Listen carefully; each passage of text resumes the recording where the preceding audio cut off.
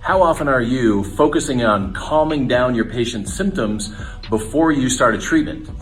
Here's my thought process. If I have a patient come in with knee pain with squats, go ahead and squat. So let's say she's got anterior knee pain with descending into a squat. Should I calm down that symptom by turning it off or covering it up?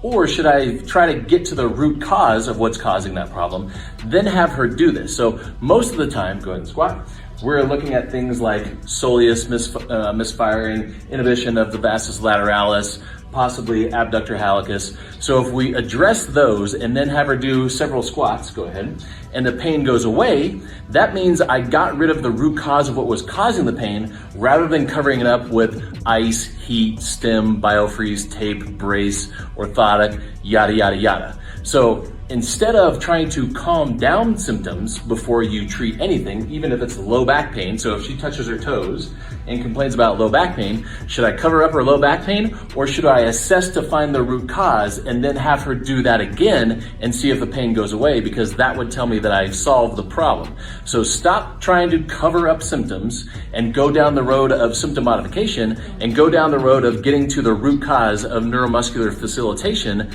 and reverse that and then retest function.